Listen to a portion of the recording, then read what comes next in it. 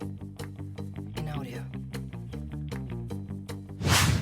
Muy buenas a todos y bienvenidos a un nuevo episodio de Sport Lab Talks, un nuevo episodio en el que tenemos de nuevo un invitado de lujo de un deporte que no siempre se habla tanto y que va a ser muy interesante. Me acompaña como siempre Estela. Hola, buenas, Javi. En audio. ¿Qué tal? Y nos acompaña Óscar Pellegrí, exciclista profesional y que le doy paso. ¿Qué tal, Óscar? Hola, muy buenas, muy bien. Un placer estar aquí con vosotros. Muchas gracias por estar con nosotros y como siempre nos gustaría que empezásemos presentándote, que nos cuentes quién es Óscar, quién ha sido Óscar como deportista, un poquito que te des a conocer a la gente que nos escucha. Bueno, pues Óscar Pellegrí, soy nacido de Betxí, en Castellón, y desde bien pequeño me ha encantado el deporte. Y es por ello que ya desde en quinto de primaria entré en el colegio Peñeta Rocha, que es de la Diputación de Castellón, y desde ahí me formé vinculado al deporte, primero en atletismo, que están enfocados allí, y ya luego en diferentes deportes, y siempre he estado desde bien pequeño por tradición familiar con el ciclismo, y al final me decanté por el ciclismo y ahí ha sido siguiendo pasos hasta finalmente conseguir llegar a vivir de lo que me apasionaba. Qué bien, ¿no? Y qué suerte al final el poder también perseguir esas ilusiones y que se puedan hacer realidad. Ya entrando un poco en lo que es también el ámbito del ciclismo, Óscar, sí que me gustaría preguntarte ¿en qué lo diferenciarías respecto a otros deportes a nivel psicológico? ¿Qué piensas que tiene el ciclismo de especial o cómo lo has vivido tú? Y bueno, y esas demandas, ¿no? ¿Cómo las has ido, pues bueno, al Mm. final, eso, consiguiendo? Pues una de las principales características que tiene el ciclismo es que es un deporte, el ciclismo sobre todo centrado en carretera, que es a lo que me he dedicado yo. El ciclismo es un deporte individual, pero se practica en equipo. Es decir, que tienes unos roles bien definidos en competición, pero los entrenamientos, cada deportista, cada ciclista los desarrolla normalmente en su vida diaria, en su casa. Entonces, esas dificultades es que tienes que estar tú mismo en unos entrenamientos, un deporte de resistencia, que son muchas horas a la semana, entre 20 y 25 horas aproximadamente, más o menos, por semana cada ciclista profesional o cercano al profesionalismo, y luego tiene que enrolarse a las competiciones dentro del equipo. Y claro, normalmente no es habitual que estar junto a algunos compañeros. De hecho, en el equipo, en el último equipo, el Burgos BH, que ya es una estructura muy grande, había compañeros de equipo que prácticamente te los encuentres en una concentración dura una semana, y ya luego en todo el año no volvés a coincidir con ellos. ¿Y cómo es esa gestión que has hablado de los roles dentro de un equipo? Yo creo que esta es una de las características más diferentes, también más bonitas probablemente del ciclismo, pero ¿cómo es esa gestión de los roles dentro del equipo?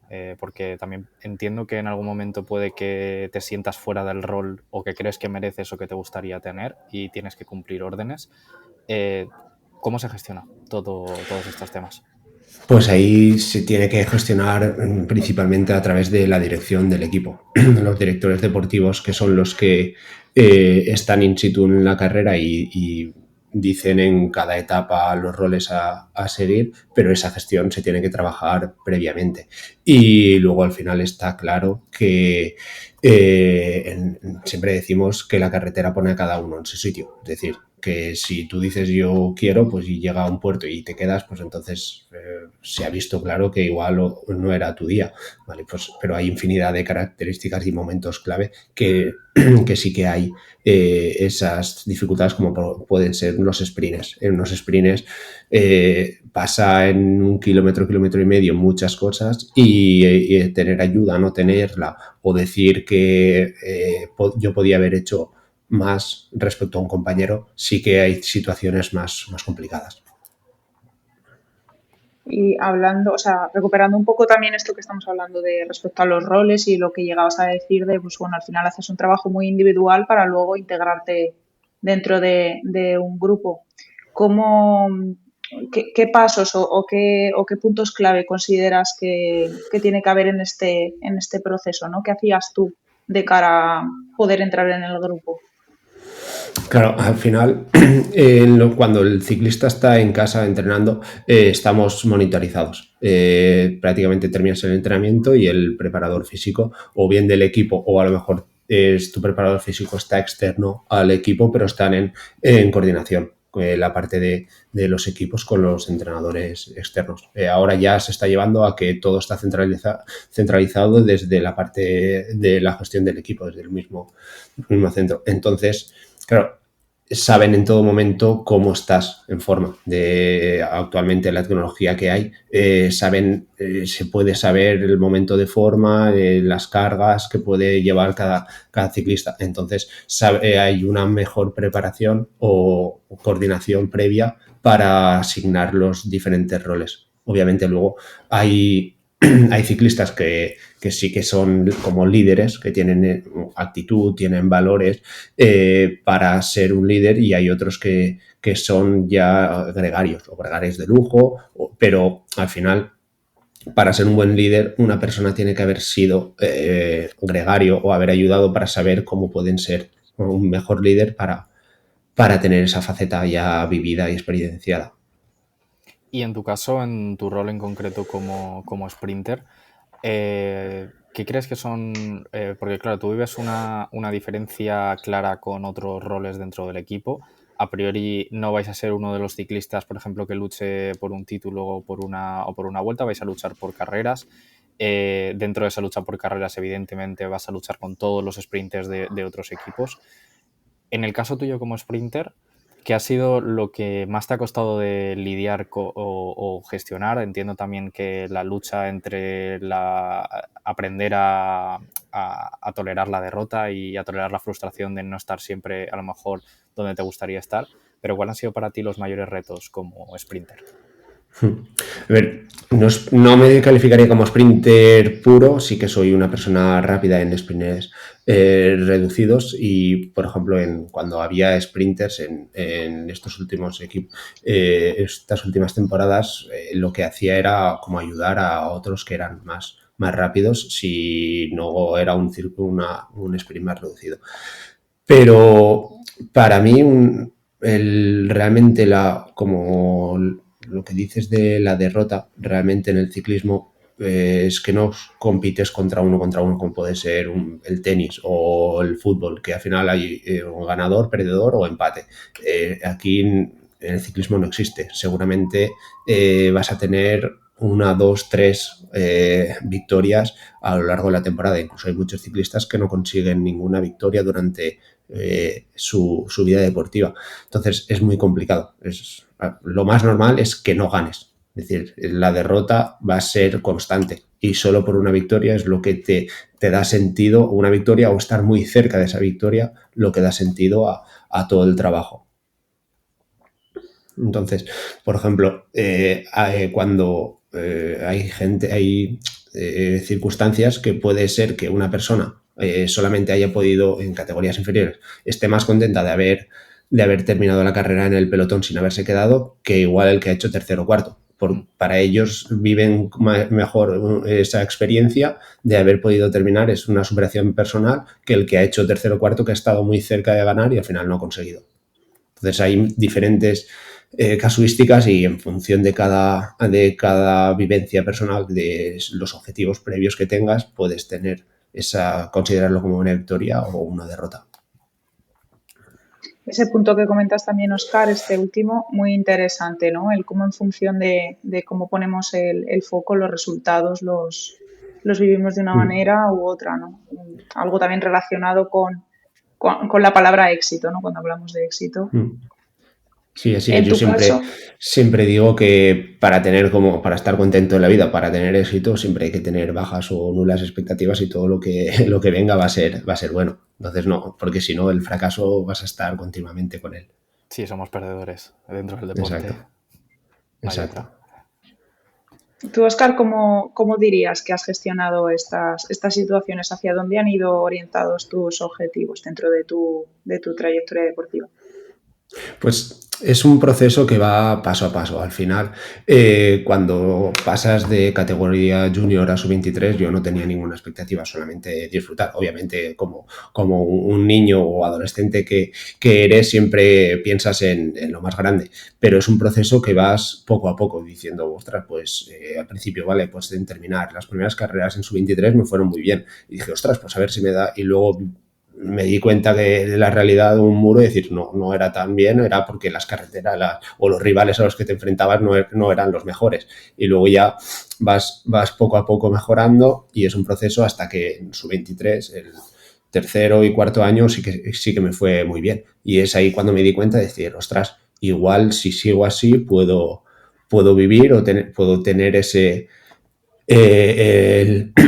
puedo tener el paso a vivir del ciclismo, realmente pasan muy pocos y se quedan por el camino muchísima gente para conseguir ese objetivo que para mí era. Y claro, ya consigues pasar a profesionales por unas circunstancias u otras, y luego, claro, vas diciendo, vale, ahora mi objetivo estaba aquí, luego vas pasando, es siempre, y el siguiente, cuando ya estaba en Continental, porque en ciclismo hay 3 categorías, a nivel, son como a nivel mundial, está el World Tour, son 18, 19 equipos, luego está Pro Team, que van variando, pero son 20 y algo equipos, es como si fuese la Champions, la UEFA, y luego están los equipos continentales, que es la más baja. Entonces yo pasé a continentales, estuve 4 años allí y ya luego conseguí pasar a Pro Team. Claro, el objetivo de todos es de continentales pasar a Pro Team y de Pro Team pasar a World Tour. Claro, yo cuando pasé de continentales era el objetivo, pasé a un equipo, hice 3 temporadas en un equipo portugués, en continentales, y luego pasé a un equipo de estructura española, licencia de otro país, también continentales, y ahí sí que conseguí pasar a Pro Team. Pero claro, ese era el año para mí de decir, o paso a un Pro Team o me dejo la bici, porque ya veía como que no tenía sentido para mí, porque había estudiado ciencias del deporte, me gradué, entonces veía como que seguir dedicándole mucho tiempo al ciclismo no me iba a dar tanto, o como que me había estancado.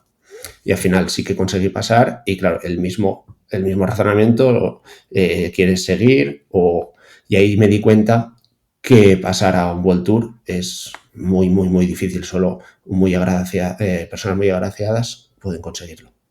Y en ese punto en el que justo hablabas ahora del salto de Continental a Pro Team, que estuviste a punto de dejarlo o de plantearte o doy el salto o no vale la pena, ¿cómo fue el momento en el que lo conseguiste? ¿Cómo fue ese proceso? ¿Cuál fue el clic que te hizo dar ese salto y que te permitió estar en un Pro Team?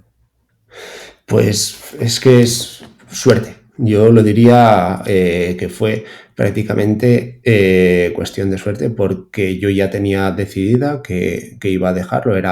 Llevaba muy buena temporada, no había conseguido ninguna victoria, pero si hubiese conseguido una victoria al principio, al inicio de la temporada, no sé si hubiese podido conseguir, es decir, la misma victoria. Yo conseguí una victoria a final de temporada, y no sé si esa victoria, si lo hubiese conseguido antes, me hubiese servido para conseguir el contrato en Pro Team. Entonces, me quedaban muy pocas competiciones al final ya del verano, ya era en septiembre, y ya tenía decidido, vale, o voy a disfrutar, voy a dejarla, van a ser mis últimas competiciones, y como que me quité un peso de encima. Es decir, que ya tengo esta decisión puesta. Voy a disfrutar de mis últimas competiciones como ciclista profesional. Y empecé ya ese agosto, no estaba entrenando o no tenía el foco puesto porque hice un proyecto personal, y entonces estaba más centrado en ese otro proyecto. Y cuando empiezan las competiciones, solamente por disfrutar, por no tener el objetivo ese de tener los resultados para conseguir pasar, sino que quería hacerlo por mí mismo. Y empezaron los resultados. Estar siempre delante, tercero, cuarto, quinto, en muchas competiciones, y llega una que la consigo ganar, consigo la victoria. Y claro, al final lo conseguí. Al final de temporada, que es cuando se mueven todos los contratos, los corredores, es como movimientos de piezas. Y consigo tener esa victoria y a los 15 días de esa victoria yo ya no tenía ninguna competición. Tengo la llamada, sí que sabía que había durante todo el año, había contacto con ese equipo, pero al final llegó la suerte de que me llamasen y conseguir el equipo. ¿Y cuáles fueron en ese sentido, o sea, por qué un poco la pregunta que te podría hacer cualquier persona, ¿no?, que no se dedica al deporte, ¿por qué no hiciste ese cambio de mentalidad antes? ¿No? ¿Qué forzó ese cambio de mentalidad o por qué se produjo en ese momento? Fueron pues como las circunstancias de hablar, de decir, vale, voy a disfrutar, me da igual el resultado, porque el proceso antes no estaba, porque estás siempre centrado en conseguir los objetivos, no es como un burro que, vale, tengo que hacer eso y sigo para adelante. Yo realmente soy una persona como muy no obsesiva, pero sí que es centrada. Si tengo que hacer 3 series y las tengo que hacer cada serie un poco mejor que la anterior, si no ya estoy mal. Entonces, sí, yo creo también o que lo hago. el ciclismo es por definición prácticamente obsesivo. Exacto. A nivel profesional, como era el tuyo, yo creo que es un deporte obsesivo de que todos los deportistas, creo, en ese círculo sois muy cuadriculados de datos, de procesar muchísimos datos. A mí siempre me ha llamado mucho la atención esta obsesión por ir ajustado a lo que te piden, a los datos, a tener todo medido. Me parece que es muy diferente a muchos deportes y es muy fácil caer en ese círculo de mentalidad obsesiva o de buscar un resultado al final. No sé si es así, como que es fácil encontrar quizá si hago esto tendré una consecuencia positiva porque está todo medido. No lo sé si Exacto, puede ser así. es que cuando se le da tanta importancia a esos datos, al final, yo me acuerdo que salía a entrenar y si te fijas ahora los ciclistas estamos mirando todo el día los datos. Ahora incluso ya sin dedicarme a ello estoy mirándolo también. Es decir, que tienes como un entretenimiento, por así decirlo, o un objetivo claro para hacer en el entrenamiento. No es rodar por rodar, que se nos olvida. Y yo ahora con algunos deportistas con los que estoy trabajando les digo, no, hoy, y no les marco la zona de intensidad respecto con los vatios, sino hoy a tus sensaciones, porque es muy importante escucharse al cuerpo también.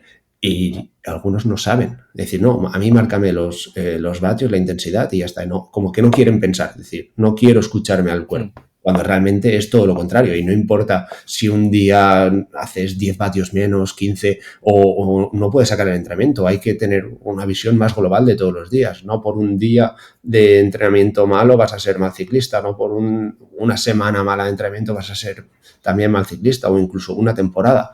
Llevándolo a eso, una temporada mala no significa que seas mal ciclista. Y ahí entra también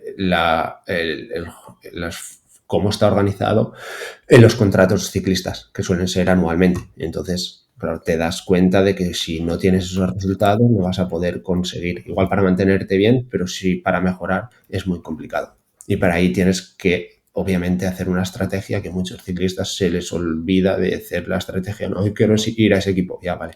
Pero en ese equipo puedes conseguir qué ciclistas de tu perfil hay. Es muy difícil. Tiene que haber un juego de...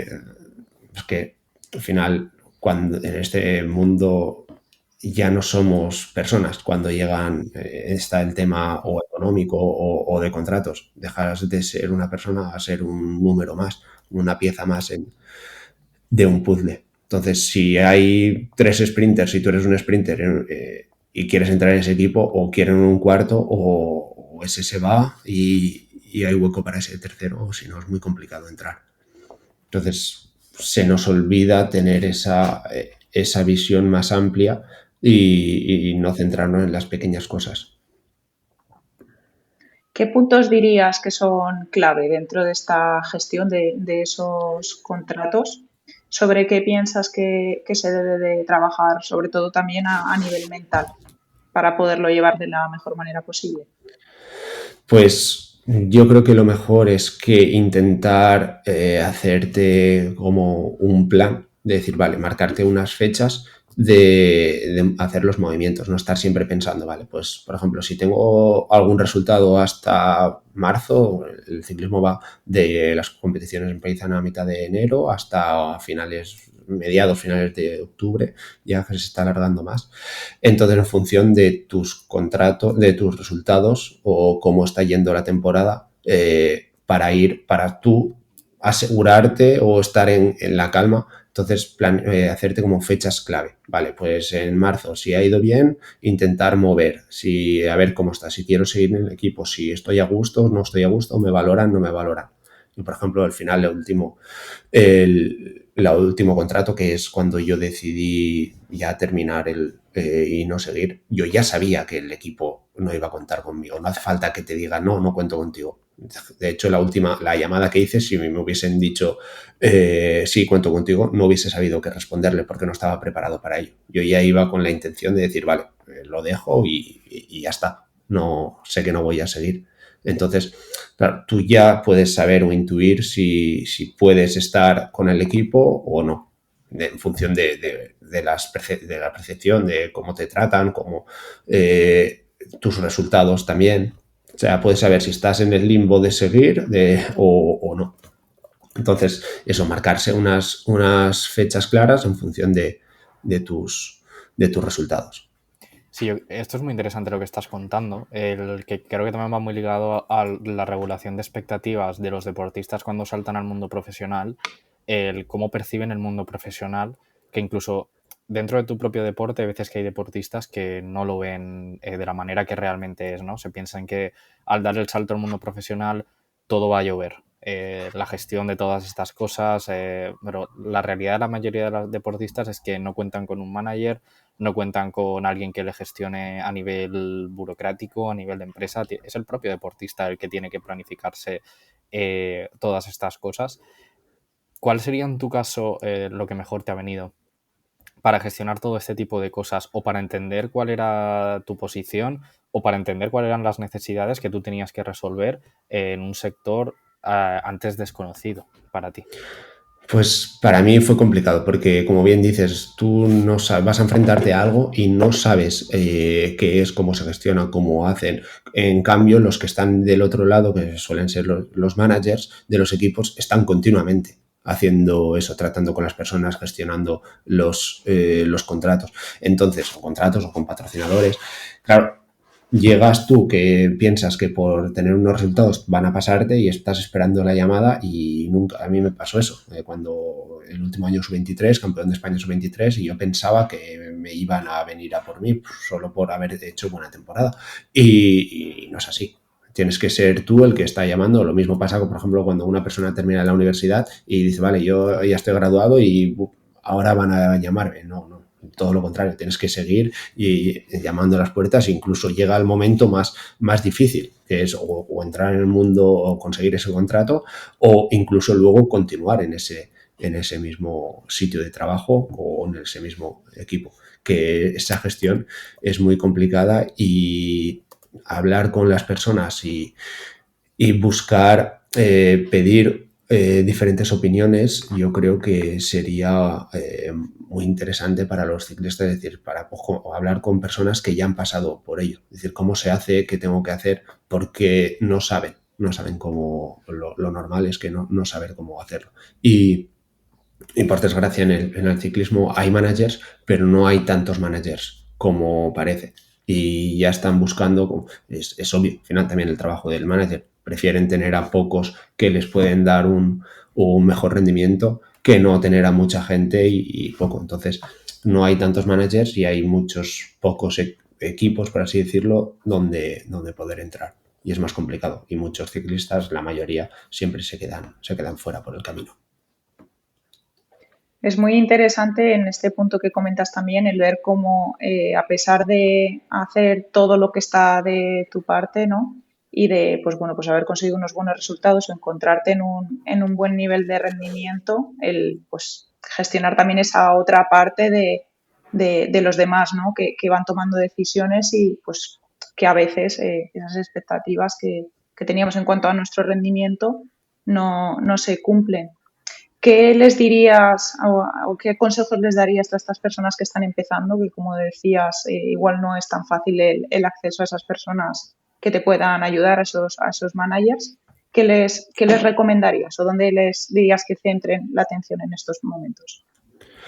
Pues una recomendación que les haría es que se formen, que tengan una opción B siempre para estar más tranquilos y poder tener movimientos más de una calma. Es decir, no me juego toda mi vida a eso. Si no lo consigo, pues puedo tener. Es decir, que los estudios es una pata fundamental para cualquier deportista.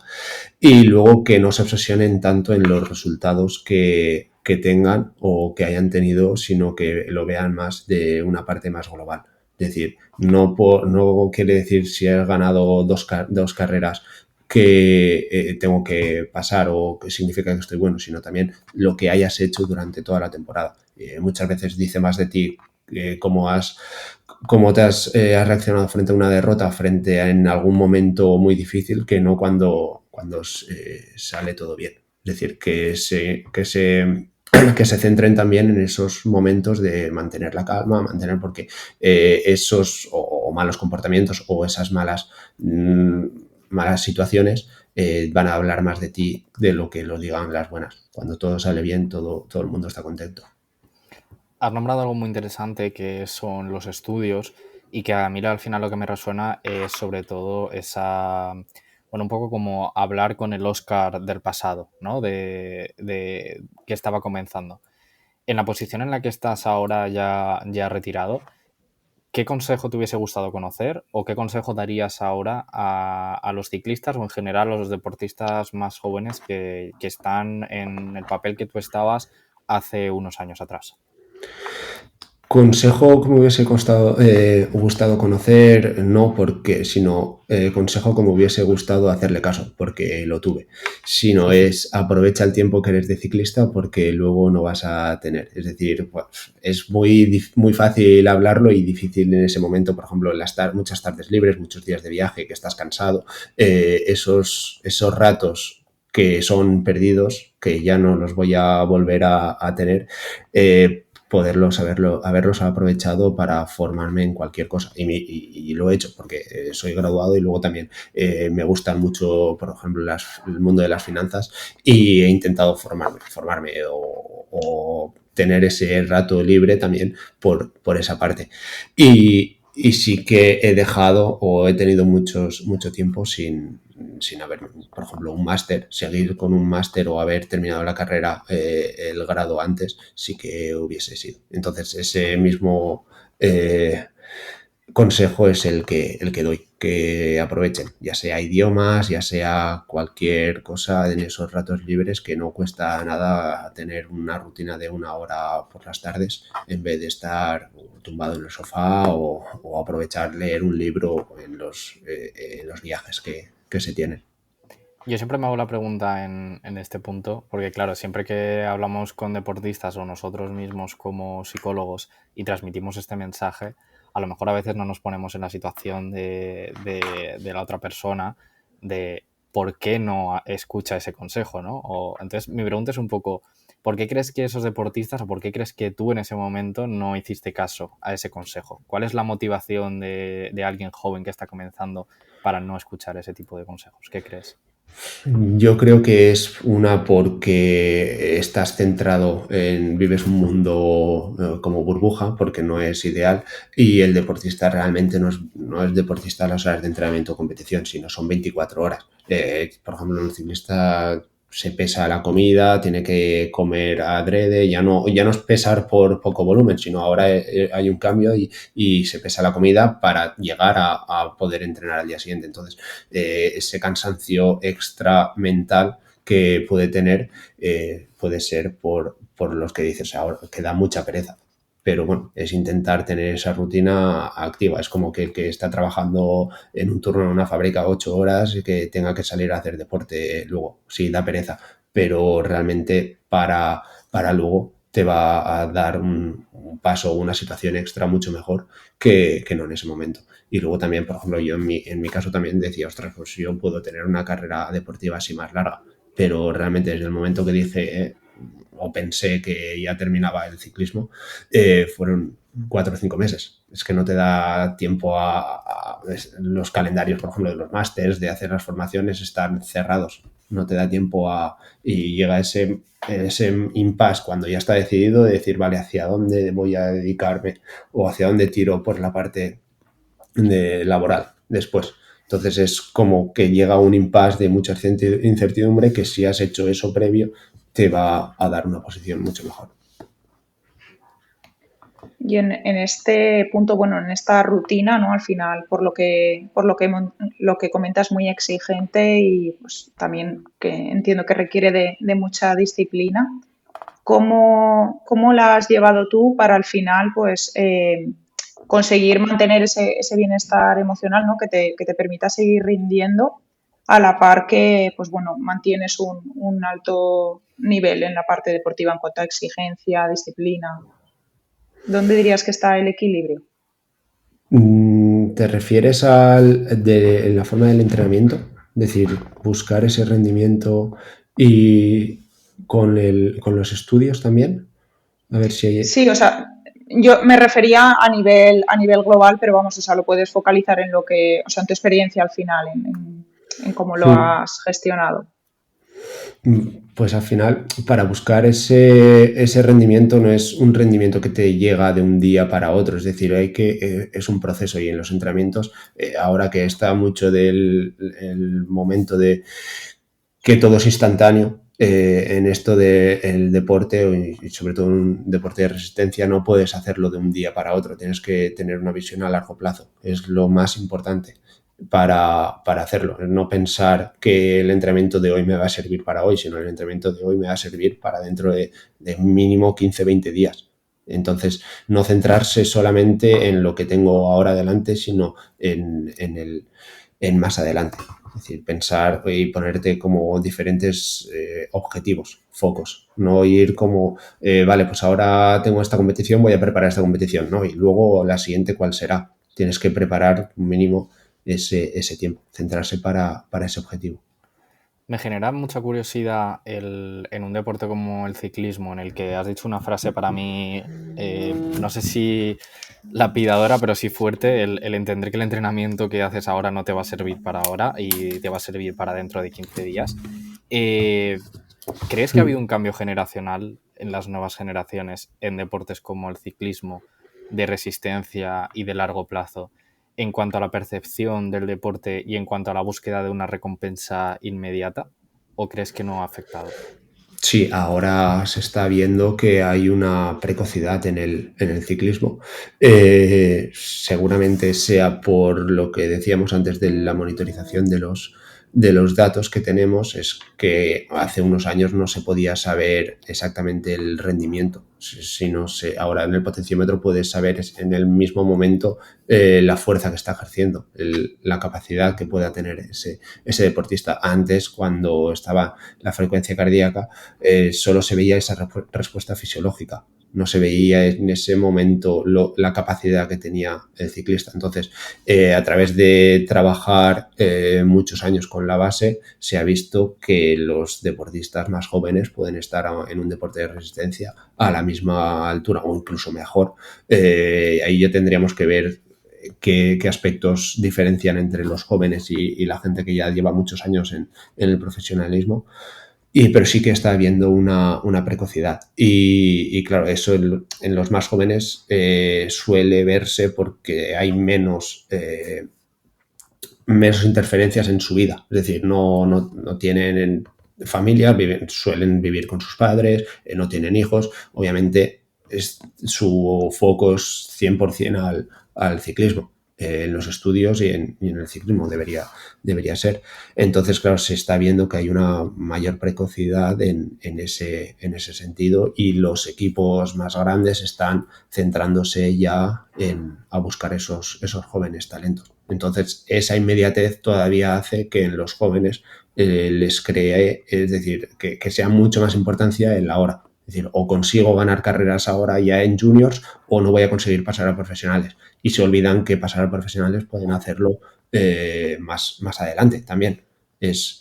y que no solamente se valora en profesionales el que gana, sino para que uno gane hay un equipo detrás que tiene que hacer muchísimo trabajo. Entonces no solamente está, para mí un claro ejemplo y que veo es Albert Torres. Albert Torres es un ciclista que en la pista es buenísimo, es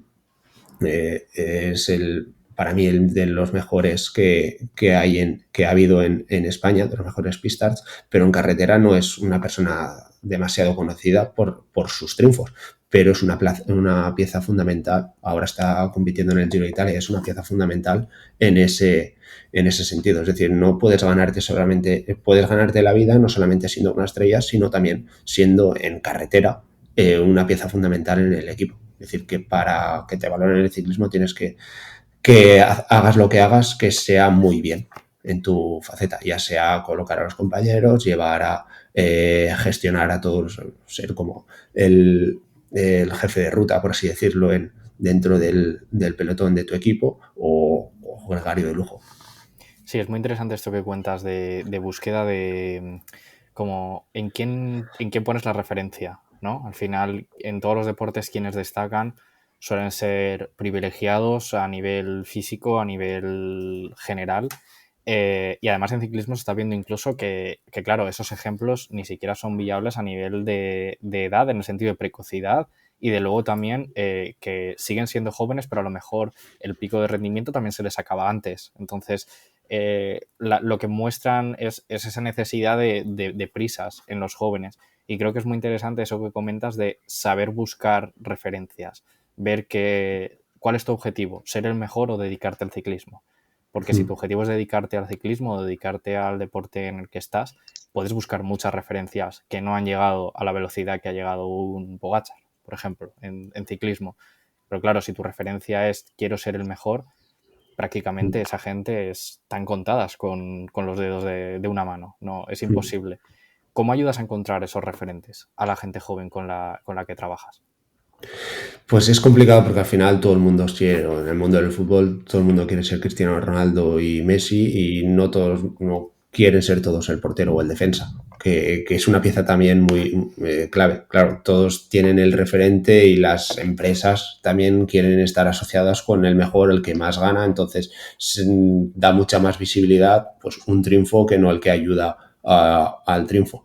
Entonces, claro, es muy, muy difícil que se vea eso. Es decir, no solamente tienes que ganar para poder estar en el ciclismo. Y claro, es la parte como fundamental es que se centren en ellos mismos, no que busquen las comparaciones con otros. Que es, no, y si este va ganando o si tú céntrate en tu camino, tus cosas, haz lo tuyo y que el resto haga lo que crea conveniente. Pero tú sigue tu camino, porque si no, va a llegar, si Pogačar pedalea más con la pierna derecha, todo el mundo va a pedalear más con la pierna derecha. Y si luego va con la izquierda, pues van ahí. Ahora también las medidas de las bielas, todo el mundo, no, Pogačar ha reducido las bielas, la distancia de las bielas, y ahora todo el mundo parece que tenga que ir así. Pues no, si te va bien eso, ¿por qué? ¿Vale? Y claro, para hacer el coste económico para probar ese cambio también es muy grande. Entonces, mira a ver primero si te sirve, si no te sirve, antes de buscar seguir lo que está haciendo la moda o todo el mundo. En ese punto también muy importante el tener una personalidad definida también, ¿no? Como ciclista, el confiar en tus fortalezas, el entender tus debilidades, trabajarlas y aceptarlas, ¿no? Y pues bueno, al final, pese a que igual otros ciclistas puedan estar más en el foco, el confiar en ti, este punto me parece muy importante y a la par muy, muy complicado, ¿no? ¿Cómo lo has ido gestionando tú y cómo dirías que te ha acompañado sobre todo de cara a ese proceso, esa etapa final de tu carrera deportiva y cómo te ha podido ayudar también esa personalidad tuya y como deportista a hacer esa transición de la retirada deportiva?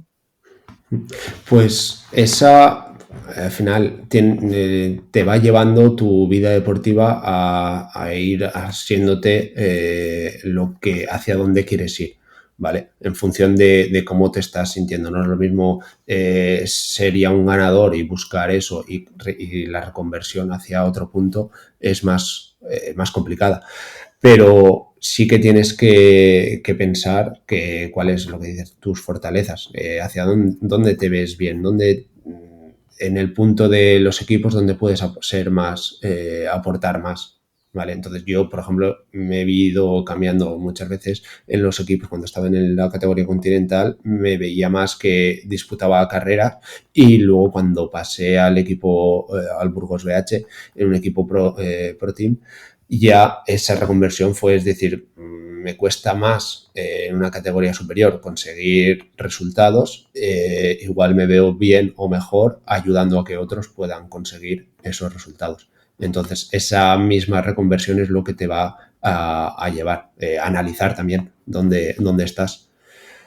Y luego para la retirada, para mí era una perspectiva, una pieza fundamental tener esa opción B ya preparada, y la he estado trabajando durante algunos años, ya que todos los años estaba cerca de no conseguir contrato, es decir, de no renovar. Entonces, cualquier deportista puede tener o una mala temporada que no renovar el contrato, o luego también podemos tener que una caída, unas circunstancias que obliguen a esa retirada forzosa. Entonces tienes que estar preparado para ello. Y luego pensar que la vida deportiva, que pueden ser 15 años, 16, 20 años, y luego después tienes que tener en cuenta que que la retirada en el ciclista no solamente puede ser de que se termine un contrato. Yo renovaba anualmente o 2 años, que está habiendo ya muchos más contratos, sino que puede haber cualquier caída, cualquier enfermedad que te fuercen a la retirada. Entonces esa parte de tener un plan B para mí es prioritario, porque después de la vida deportiva, que pueden ser 15 o 20 años, te queda mucha vida más allá para vivir y dedicarte a lo que te gusta, que si lo has hecho previamente, luego es más fácil, y si no, pues te cuesta mucho más entrar en la parte laboral. Y para mí la reinserción, la gestión para pasar de deportista a la vida laboral, por así decirlo, ha sido como fácil por esa parte que ya la tenía medio pensada. Cuando yo tenía pensado retirarme, es decir, son mis últimas competiciones antes de fichar por el Burgos BH. Ahí me formé, hice el curso de director deportivo, especializado en ciclismo, el nivel 3. Entonces, claro, en esa parte me hubiese gustado ya tenerlo antes, pero en esa parte fue ese momento de decir, vale, lo tengo y a ver qué es. Y eso me ha permitido que después cuando ya en el Burgos BH, al estar formado en ciencias del deporte, cada año que estaba haciendo como deportista era como un máster para mí. Es decir, seguir haciendo un año más de ciclismo servía para tener más experiencia, para luego en esta parte en la que estoy tener mucha más formación, mucha más experiencia. Entonces es lo que me ha ayudado mucho a hacer una transición desde la calma, desde la tranquilidad de decir, vale, sé que tengo esta formación, tengo estos estudios, y he tenido al final mucha experiencia como deportista. ¿Hacia dónde puedo tener? Y al final ha sido por suerte, por algunas llamadas que me han tenido, pues he conseguido tener el sitio de llevar el centro de tecnificación de la Federación Valenciana de Ciclismo a la parte de la pista, de conseguir la dirección, aparte de unas circunstancias que se han llevado muy concretas, pero en esa parte sí que he podido entrar, y a partir de ahí sí que he podido también. Ahora estoy haciendo algunos días con la Federación Española de Ciclismo también de técnico, y además de ser director en un equipo deportivo en el Arabay de categoría continental, solamente algunos días. y además de tener la preparación de algunos ciclistas. Qué bien, ¿no? En esto que comentas de que al final podemos ver cómo el ciclismo te ha ido acompañando durante toda tu vida, ¿no? Incluso decías, pues eso, desde el quinto de primaria que decidías iniciarte.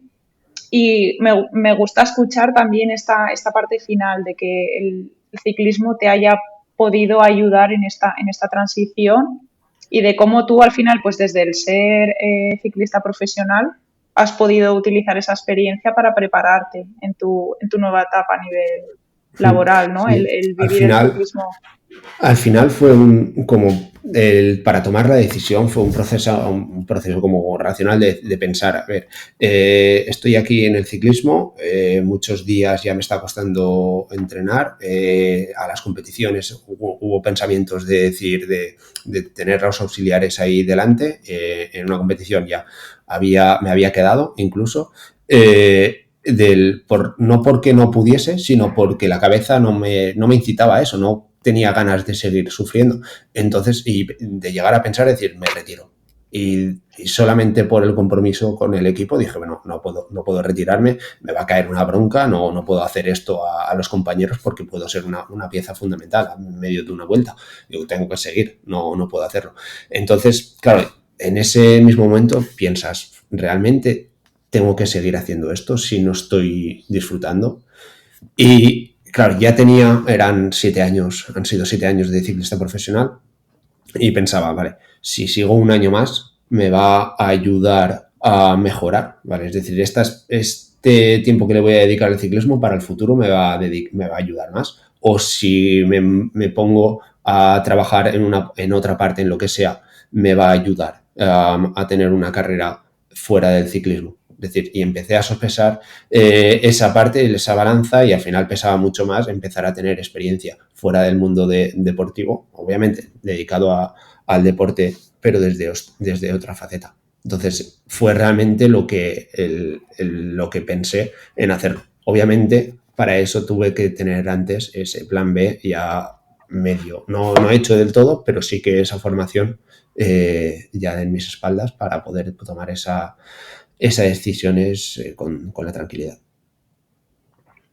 Y entendiendo además también el ciclismo desde otro punto de vista, ¿no? De decir, vale, lo he vivido como deportista, ahora desde, pues bueno, mi nuevo rol, voy a utilizar esta experiencia que sigo viviendo en mi propia piel para poder, ¿no? Ayudar o trabajar con esas personas que estás Y trabajando hoy sobre día. todo la exigencia que lleva hoy en día, ya no solamente los días fuera de casa de la competición, sino que la preparación para estar a cualquier nivel no sirve en ir a una competición en medio forma y poco a poco vas cogiendo la forma. No, ahora o vas al 100% a una competición o es que hay gente que podrá hacerlo, pero en mi caso no era así porque no era fisiológicamente de los mejores, sino que tenía que currármelo y era a base de trabajo lo que conseguía estar en mi nivel. Entonces, esas exigencias eran muy grandes y ya me estaban empezando a costar mucho.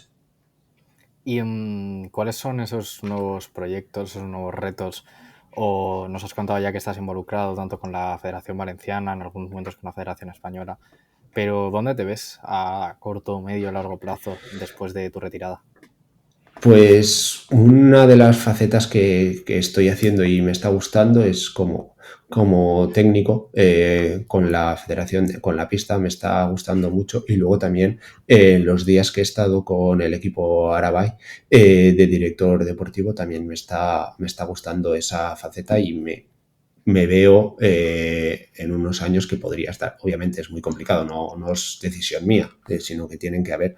Y también quiero agradecer desde aquí la oportunidad que me han dado el equipo IES Balear Sarabay, Tony Bay de Caneras y Dani Navarro, y además también esa parte desde el equipo, y luego Javi Zaonero y Juan Peralta de la parte de la Federación Española y Quique Gutiérrez, el presidente de la Federación Valenciana. Entonces agradecer de que haya sido ellos me han ayudado a que el paso haya sido muy bien y ojalá dure y siga haciendo muchos años en lo que ahora mismo estoy haciendo.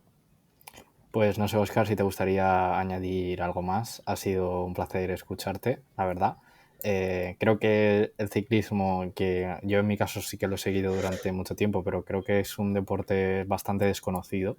Muy conocido a nivel visual, todos tenemos referentes ciclistas o conocidos ciclistas, pero que luego la parte de dentro del ciclismo no se conoce tanto, así que por mi parte ha sido un placer escucharte. Y bueno, esto sería todo.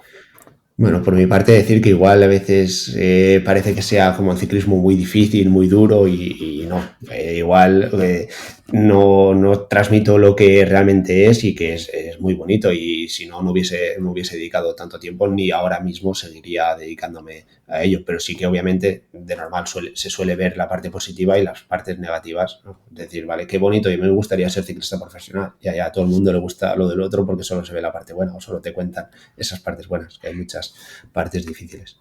Y nada, por mi parte agradeceros a vosotros que hayáis contado conmigo y ha sido un placer. Pues nada, lo dejamos por aquí este capítulo. Esperamos que os haya gustado. No olvidéis de seguirnos en redes sociales, suscribiros a nuestro canal, seguir también a Óscar en sus redes sociales. Y gracias, Estela, por estar un capítulo más. Nos vemos el Gracias a próximo vosotros. y un saludo. Hasta luego. Hasta luego.